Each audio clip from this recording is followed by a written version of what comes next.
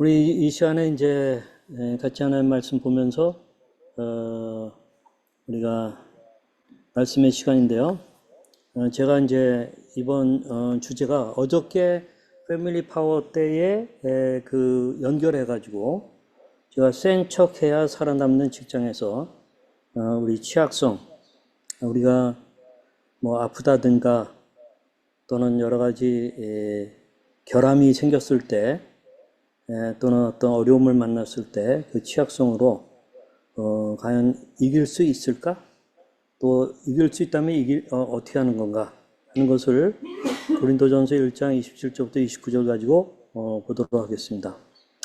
어느 회사원의 글을 제가 인용합니다. 회사는 한마디로 정글이다.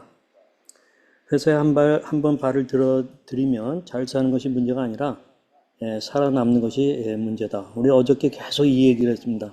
잘 버티는 거. 그래서 모든 사람이 입을 모아 버티는 것도 능력이라고 말하는 것이다. 회사 생활을 하다 보면 크고 작은 고비가 매번 찾아온다. 그래서 여기 공감할 수 있는 말이에요. 맨 처음에 회사는 한마디로 정글이다 하는 얘기는 우리가 이제 그 survival of the fittest 해가지고 잘 적응하는 자, 가장 적응을 잘하는 자가 살아남는다 하는 적자생존의 법칙을 이야기해요. 그렇기 때문에 이제 그런 살아남기 위해서 그 정글 같은 회사에서 사람들이 보호색을 좀 갖고 있어요. 있어 보이는 척 해야 되고 아는 척 해야 되고 센 척 해야 좀 짓밟히지는 않죠. 또 그렇기 때문에 이런 이제 그런 면에서 우리가 이런 것들에 다 공감하죠. 그렇죠? 그래서 여기 모든 사람이 입을 모아 버티는 것도 능력이다 라고 할 때 직장에 잘 적응하는 자가 버티면 더 강해진다 해서 잘 버티는 것, 그것도 능력이다 하는 그런 이야기를 어제 토요 모임에서 우리가 했었습니다. 정글의 적자성전의 법칙은 어떤 직장인에게 필요한가? 이거는 모든 사람이죠. 꼭 아프거나 또는 어떤 정신적인 약자거나 이런 거에 관계없이 모든 직장인에게 다 필요하다. 우리는 그렇게 믿고 있죠. 크리스찬이든 또는 뭐 일반 다른 종교를 갖고 있든 우리가 이것을 우리 크리스찬들도 다 믿고 있고 저도 상당 부분 믿어요. 항상 그런 건 아니지만 상당 부분 믿어요. 근데 이제 핸디캡이 있거나 어떤 장애가 있는 직장인에게는 어떨까? 그런 면에서는 이 적자생존의 법칙이 굉장히 무섭죠. 그렇죠? 참 쉽지가 않아요. 그렇지만 제가 볼 때는 그들에게도 다 적용될 수 있는 그런 것이긴 해요. 그래서 오늘 주제가 취약성이라는 것과 직장 생활에 대한 거고, 그런데 이제 중요한 것은 성경도 정글의 법칙을 옹호하냐 하는 것입니다. 어떻게 보세요? 성경도 정글의 법칙을 옹호하나요? 어떤 관점에서 보느냐에 따라서 맞아요. 그대로 다 정글의 법칙이 있어요. 존중하는 것까지는 모르지만 실존적으로 그게 존재한다 하는 건 아주 분명해요. 그러나 그것을 또 정상으로 보느냐 하는 면에서는 또 좀 달라요. 그런 점에서 우리가 좀 생각해 보고 싶어요. 그 다음에 이제 성경도 이 적자생존의 이 법칙을 그럼 권장하는가 하는 그런 것입니다. 그 부분을 이제 우리가 생각하기 위해서 제가 이제 일단 로마서 8장에 있는 말씀 22절 그 붉은 글씨로 되어 있는 거를 제가 먼저 읽을게요. 피조물이 다 이제까지 함께 탄식하며 함께 고통을 겪고 있는 것을 우리가 아느니라 해서 인간뿐만 아니라 범죄한 타락한 인간뿐만 아니라 그들이 하나님의 자녀로서 회복이 되어서 그 영광에 이르기까지 모든 피조물이 다 같이 함께 탄식하며 함께 고통을 겪는다. 그렇게 얘기하고 있어요. 그런가 하면은 우리가 조금 아까 불렀던 그 찬양에 거기 이 사막에 샘이 터지는 거기에 보게 되면은 이리가 어린 양과 함께 살고 표범이 어린 염소와 함께 눕고 송아지와 어린 사자와 살찐 짐승과 함께 있어서 어린아이에게 끌리며. 이게 가능한 일이에요? 근데 가능할 거라는 거예요. 암소와 곰이 함께 먹으며 그것들의 새끼가 함께 엎드리며 사자가 소처럼 풀을 먹을 것이며 젖 먹는 아이가 독사의 구멍에서 장난하며 젖된 어린아이가 독사의 굴에 손을 넣을 것이라. 그래서 이것을 근거로 해가지고 우리가 아까 같이 이 사막에 샘이 넘쳐 흐르리라 하는 찬양을 같이 접했던 겁니다. 이것은 좀 교리적으로 우리가 이제 보통 왼쪽 위에 보면은 옛 창조, 그러니까 아담과 하와가 창조되고 나서 죄를 범해서 사망이라는 게 이 땅에 오게 됐고, 이것이 예수님의 재림 때까지 가게 되는 그 사실을 얘기하고 있습니다. 그러나 예수님이 오셔서 십자가에서 대신 죽으시고 또한 부활 승천하셔서 하나님 우편 보좌에 앉으시고 새 창조가 이미 그리스도에 의해서 일어났습니다. 근데 그것이 우리 보통 이제 하나님 나라 얘기할 때 이미 일어났고, 그러나 완벽한 의미의 새 하늘 새 땅이 전개되는 것은 아직은 아니기 때문에 아직 아닌 not yet 해가지고 이렇게 얘기하는 것 다 우리가 봤었어요. 그래서 현 세대는 이미 구원받은 것과 아직은 완벽하게 일어나지 않은 그거의 어떤 종말적인 긴장점을 갖고 있어요. 그렇기 때문에 우리가 아까 그 적자생존의 법칙, 정글의 법칙 이런 것들은 옛 창조의 그것이 예수님의 재림시까지 계속 될 겁니다. 그 점에서는 실제하는 거고, 그러나 그 정글의 법칙 속에서도 새 창조를 경험한 하나님의 백성들은 구원을 받았고 또 완벽한 구원을 기다리는 입장에서 구원에 합당한 삶을 살고자 할 때 그 정글의 법칙에만 완전히 우리가 휘말릴 수는 없다 하는 그런 것이겠죠. 근데 이것이 또 핸디캡이 있게 될 때에는 정말 쉽지 않은 그러한 그 기대요 요청이라고 생각을 해요. 그러나 하나님께서 그렇게 잔인하게 일하실까? 저는 그렇게 생각은 안 합니다. 그래서 이제 그런 것들을 보고자 하는데, 그래서 제가 오늘 주제가 센 척해야 살아남는 직장에서 취약성으로 이기려면 이라는 거였죠. 고린도전서 1장 27절부터 29절 말씀이 오늘 좀 살피고자 하는 본문입니다. 읽습니다. 그러나 하나님께서 세상에 미련한 것들을 여기 택하셨다 하는 말이 나와요. 지혜 있는 자들을 부끄럽게 하려 하시고 세상에 약한 것들을 또한 택하사 강한 것들을 부끄럽게 하려 하시며 하나님께서 세상에 천한 것들과 멸시받는 것들과 없는 것들을 택하사, 택했다라는 말이 3번이나 반복되고 있죠. 그래서 있는 것들을 폐하려 하시나니 이는 아무 육체도 하나님 앞에서 자랑하지 못하게 하려 하심이라 해서 이 종말적 긴장을 갖고 있는 하나님의 백성들에게 정글의 법칙이 엄존하는 직장 세계와 세상 속에서 그 가운데 하나님의 사람으로 거듭나가지고 거기에 두셨거든요. 예수님이 우리 하나님의 제자들, 백성들을 세상으로 보내시면서 아주 이리 때가 있는 곳으로 보낸다 라고 말씀하시면서 이제 뱀지빗은 뱀같이 지혜롭고 비둘기같이 순결하라 하셨거든요.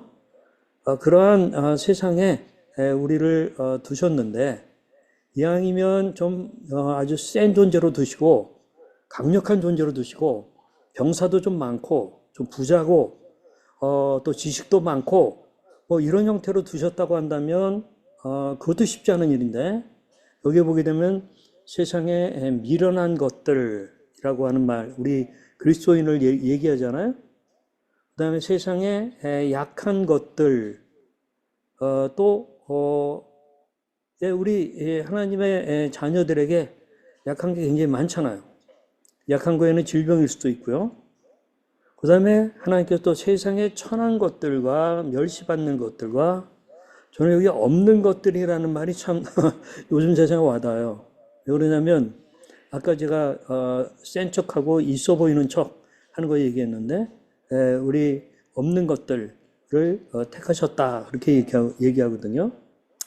제가 뭐 이것을 일일이 다 설명하고 예화를 들 필요는 없다고 생각하는데 여기 택하셨다 하는 그 택하다라는 말은 원래 헬라어에서 뽑아내다 선택하다라는 뜻의 에클레고에서 나온 말로 하나님이 스스로 선택한 것을 의미해요. 그러니까 누구하고 의논하지 않고 하나님이 스스로 선택하셨다. 뭘?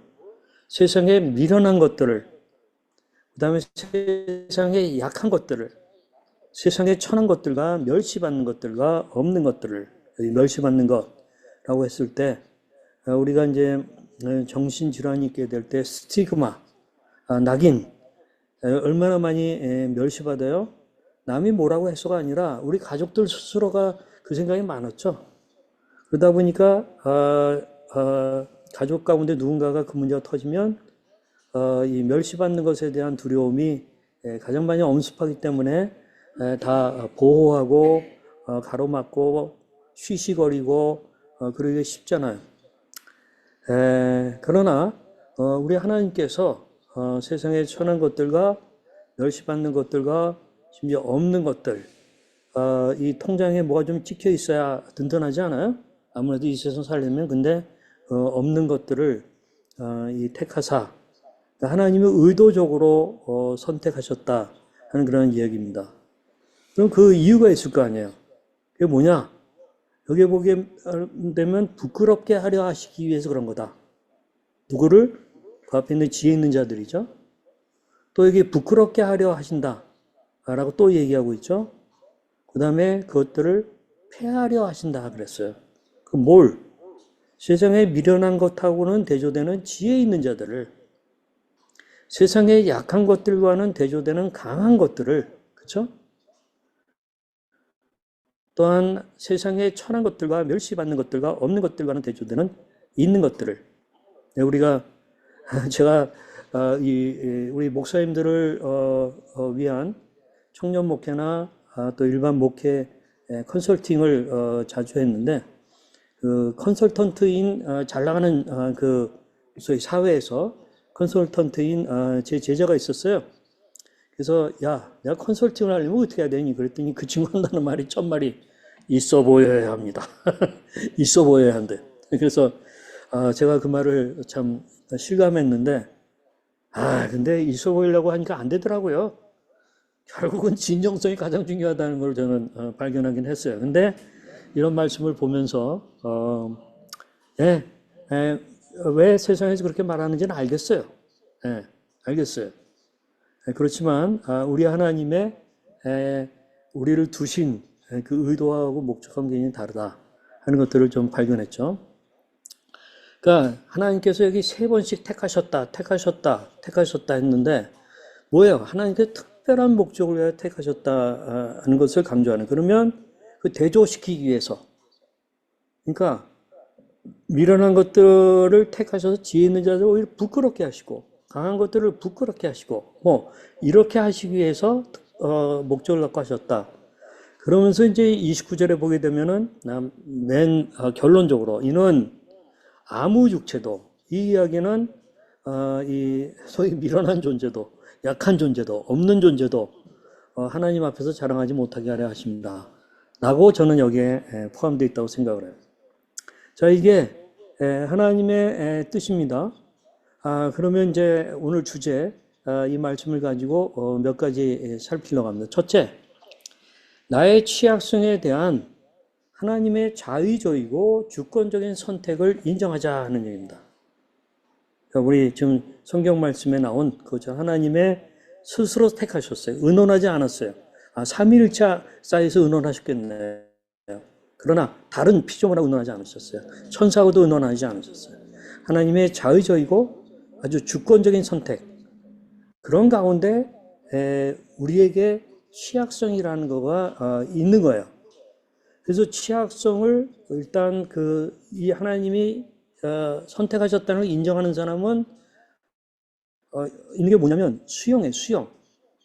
수용을 해야 또 희망이 나와요. 이거는 제가 예전에 SED, Severe Emotional Distress, 심각한 정신적인 장애를 가진 사람의 회복의 과정 포물선 해서 이 포물선이 아래 하향선이 있고 그 다음에 이제 상향선이 있어요.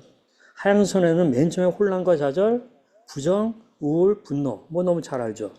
근데 이제 여기서 밑바닥을 치고 올라가려면 뭐가 필요하냐?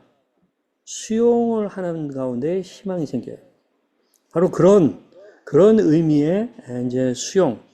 그러면 그 다음에 임파워먼트도 생기고 수용 단계죠. 일종의 대응 단계가 생기고 옹호 단계 뭐 이런 것들이 생긴다는 거예요.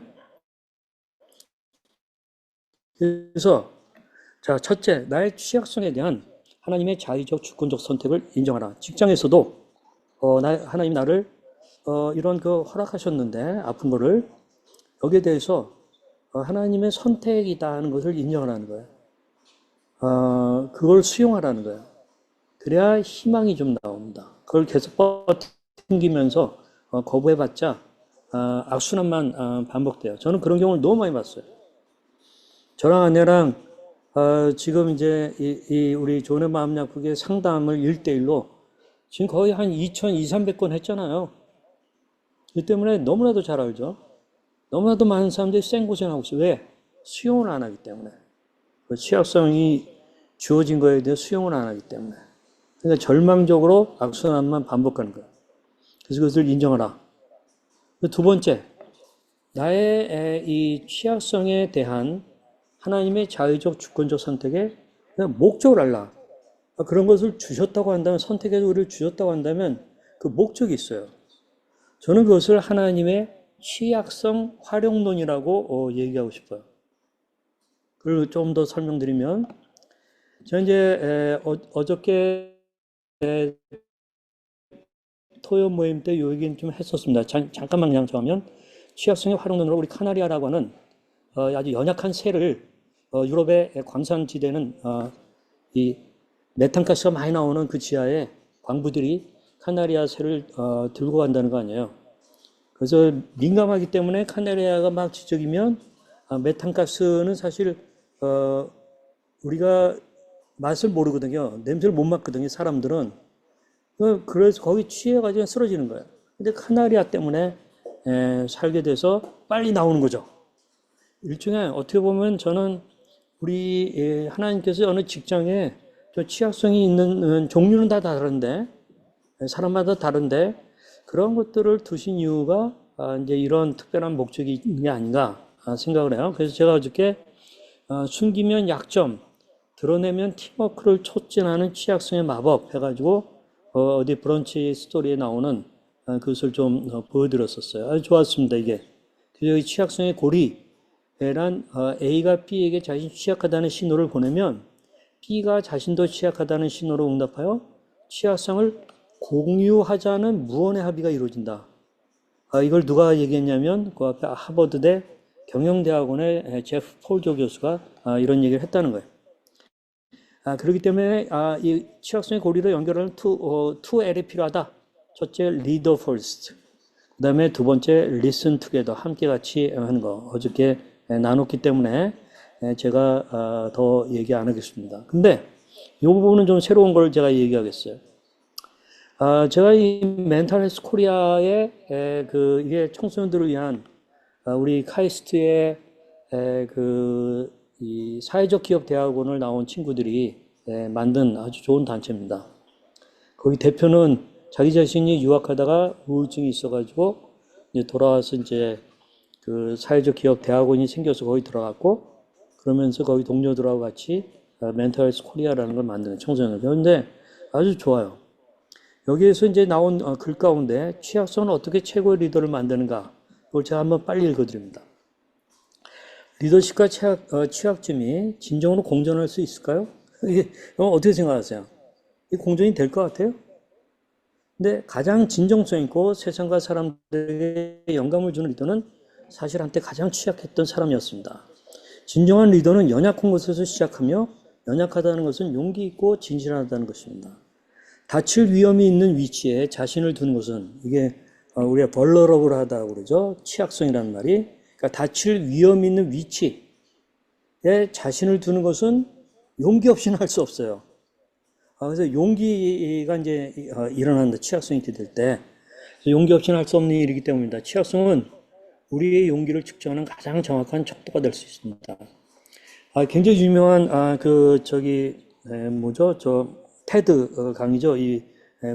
브랜 브라운이라고 하는 그 분이 이 용기, 연약함, 수치심에 대해서 연구를 했는데 취약점은 리더십의 중요한 자질이라는 거예요. 지금 우리 직장 생활하고 있는 분들 또 사회생활 하면서 취약성을 갖고 있는 분들 이거 꼭 들으시기 바랍니다. 취약점은 리더십의 중요한 자질이에요. 오늘날 리더가 성공하기에 반드시 갖춰야 할 강점 중에 하나라고 강조합니다. 제가 어느 대형 교회에 취약성이 많은 사람을 알고 있어요. 담임 목사인데, 근데 이 사람의 문제는 감추는 거예요. 감추는 거예요. 거짓말하는 거예요. 근데 취약성은 리더십의 중요한 자질이에요. 그렇기 때문에 그 사람의 리더십이 엄청나게 망가졌어요. 취약점은 리더십의 중요한 자질입니다. 오늘날 리더가 성공하기에 반드시 갖춰야 할 강점 중에 하나라고 강조합니다. 시애틀 퍼시픽 대학교에서 발표한 논문이 리더십의 취약성 땡땡. 저는 강림할 용기의 힘, 이 말이 너무 재밌었어요. 그러니까 취약성이라는 거를 이렇게 직면하고 그걸 받아들이면 용기가 강림한다는 거예요. 무슨 신이 강림하듯이. 예?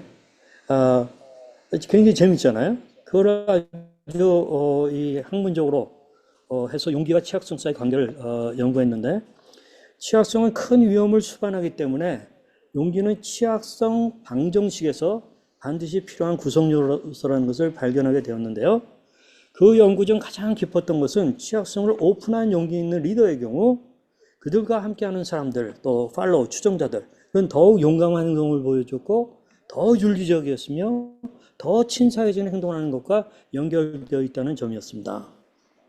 이게 이런 일이 직장에서 일어날 수 있다는 얘기예요. 이는 취약성의 핵심이 바로 진정성이기 때문입니다. 제가 몇 주 전에 진정성에 대한 이 설교를 2번인가 했었어요. 취약성의 핵심이 바로 진정성이기 때문입니다. 진정성은 신뢰 구축의 핵심 가치이기도 합니다. 진정성 있는 리더는 자신의 가치, 신념 및 실수에 대해 개방적이고 정직합니다. 진정성 있는 그들은 또한 딱딱한 갑옷 속에 숨지 않고, 제가 그 딱딱한 갑옷 속에 숨고 있기 때문에 갑각류의 크리스찬이라고 하는 책이 나온 것을 제가 알고 있는데, 그냥 딱딱한 갑옷 속에 숨어가지고 자기 그 감정은 기꺼이 안 보여줘요. 아주 잘난 모습만 보여줘요. 그럴 수가 있어요. 그러나 취약성 있는 사람들은, 취약성을 인정하는 사람들은 그렇지 않죠. 따라서 취약하지 않고 진정한 리더가 되는 것은 거의 불가능합니다. 팀이 번성하고 번창할 수 있는 것은 이러한 진정성과 용감하게 취약해질 의지를 통해서입니다. 많은 사람들이 취약성을 곧 약점으로 동일시하지만 이는 취약성에 대한 이해와 가치를 모를 때 그렇게 말할 수 있습니다. 여러분 이 말 정말 잘 받아들여야 돼요. 취약성은 약점이 아닌 감정의 핵심이라는 거야. 즉 우리 자신이 취약해지는 것을 막으려는 시도, 그 감정의 핵심, 그것을 막으려는 시도는 우리가 감정을 경험하는 걸 금지하는 것과 같다는 거예요.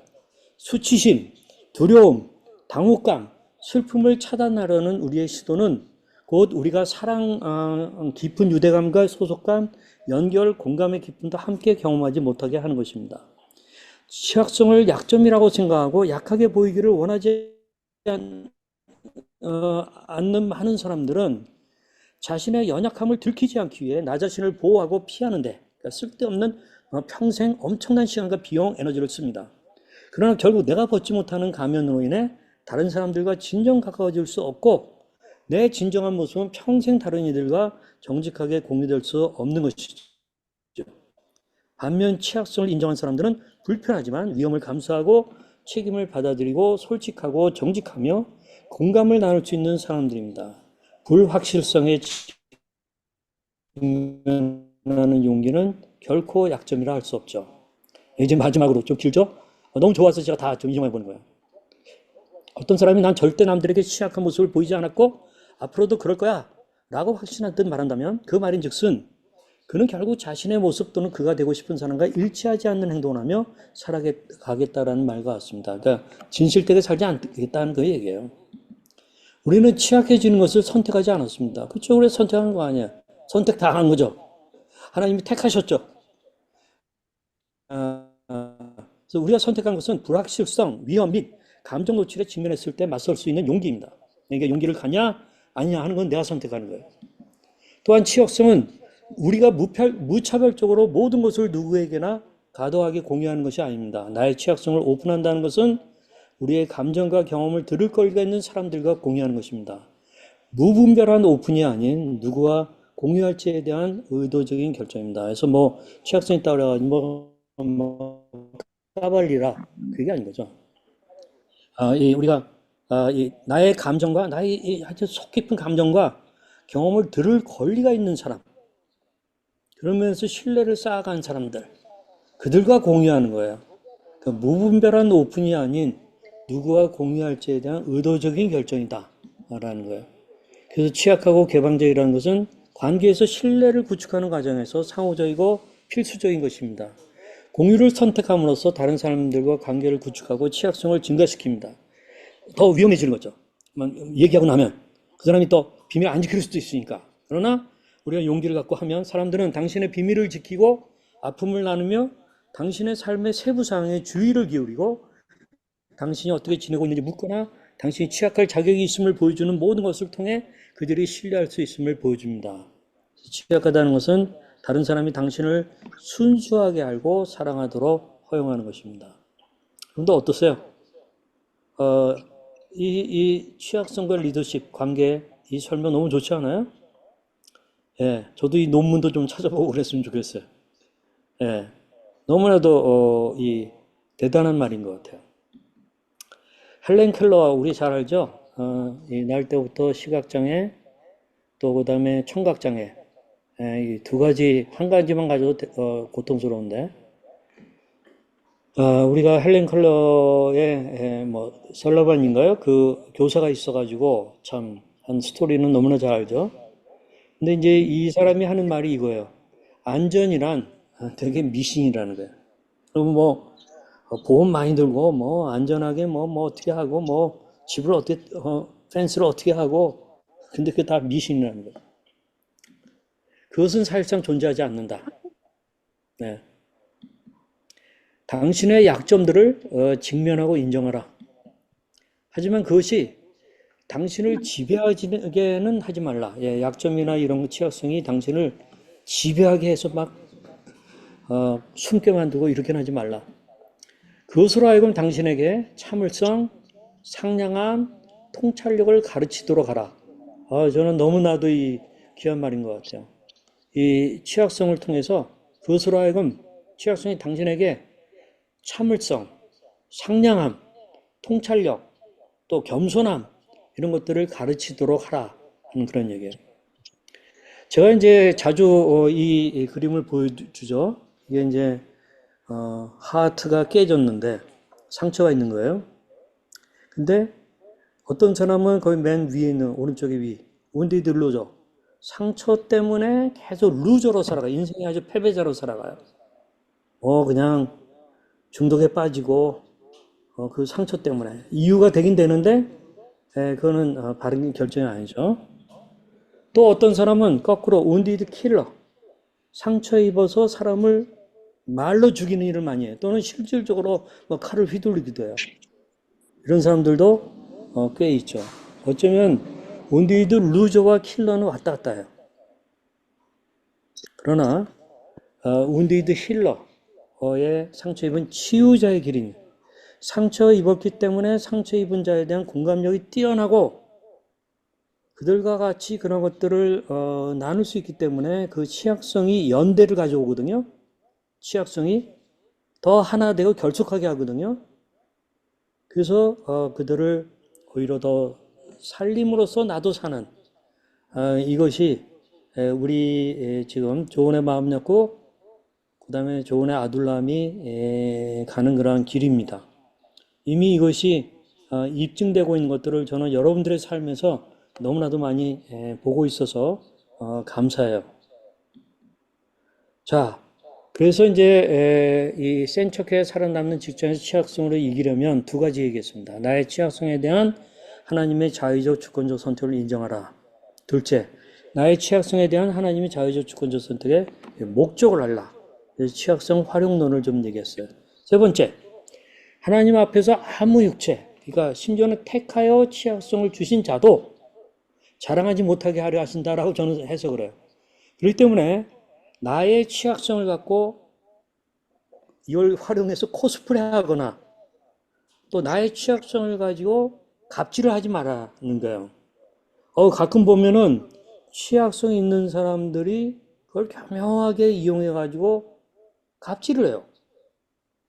우리 그 장애 활동사로 일하던 형제가 이 정부에서 10대 90으로 이 매칭을 해주잖아요. 그러니까 도움을 받는 약간 어떤 장애인이 있었는데 우리 형제를 갖다 너무 괴롭히는 거예요. 왜? 당신은 나 때문에 돈 번다 이거지. 근데 사실 그 자기 돈도 아니거든요. 그러면서 오히려 취약성을 갖고 갑질을 하는 그런 거가 오늘날 일어날 수도 있어요. 예, 우리는 강한 자도 하나님 앞에 자랑하지 못합니다. 그러나 우리 택하여 취약성을 갖게 된 자도 하나님 앞에 자랑할 수가 없습니다. 진정성이 가장 그렇기 때문에 필요합니다. 그래서 이제 다시 한번 그 고린도전서 1장 27절부터 29절을 이번에는 현대인의 성경을 가지고 한번 읽어드릴게요. 그러나 하나님은 세상의 지혜로운 사람과 강한 사람들을 부끄럽게 하시려고 어리석고 약한 사람들을 택하시고 세상이 대단한 인물로 여기는 사람들을 형편없이 낮추려고 천한 사람과 멸시받는 사람과 보잘것없는 사람들을 택하셨습니다. 이것은 아무도 하나님 앞에서 자랑하지 못하게 하려는 것입니다. 하나님이 주도적으로 하셨어요. 그래서 아무도 하나님 앞에서 자랑하지 못해요. 하나님의 영광만이, 하나님의 은혜만이 어떤 찬양되는 그런 것들을 원하시는 겁니다. 제가 한번 헬렌 켈러의 다른 말을 좀 한번 인용하고 마치려고 해요. 나는 나의 역경에 대해서 하나님께 감사한다. 가끔 제가 우리 두 아들의 조울증에 대해서 감사한다 그러면은 못 믿겠다는 듯이 얘기해요. 어떻게 그럴 수 있냐? 뭐 제가 헬렌 켈러가 돼서 그런 건 아니에요. 저도 비슷한 경험들을 하고 있기 때문에 하는 건데 감사한 게 너무 많거든요. 왜냐하면 나는 역경 때문에 나 자신, 나의 일, 헬렌 켈러도 나 자신의 나의 일, 그리고 나의 하나님을 발견했기 때문이다. 예, 하나님을 노인가 그 지식만큼 가장 큰 게 어디 있어요? 그 하나님을 아는 지식에 있어서 자랑한다는 얘기죠. 그 하나님을 아는 지식은 공허하고 관념적인 것이 아닙니다. 갑자기 뭐 땅값 올라가지고 횡재하는 그 기분, 그거는 금방 없어져요. 그거 아닙니다. 그것은 하나님이 주시는 기프트, 선물에 불과해요. giver himself, 주시는 분, 그 자체를 우리가 알고 그분을 발견하고 그분 안에서 자라가게 되면은 우리 인생은 달라질 수밖에 없는 것입니다. 이제 여러분들의 그 삶의 헬렌 켈러적인 고백들이 나올 수 있기를 바랍니다. 이제 우리 같이 기도하겠습니다. 기도합니다. 제가 여기 기도 제목을 적어놨는데요. 하나님, 내 자녀나 내 가족이 험한 세상에서 살아남고 행복한 삶 살기를 원합니다. 그러기 위해서 취약성에 대한 하나님의 뜻을 알게 하소서 하고 우리 같이 한번 기도했으면 좋겠습니다. 여러분들이 있는 처소에서 그냥 조용한 가운데 침묵으로 우리 같이 좀 잠깐 기도하겠습니다. 기도합니다.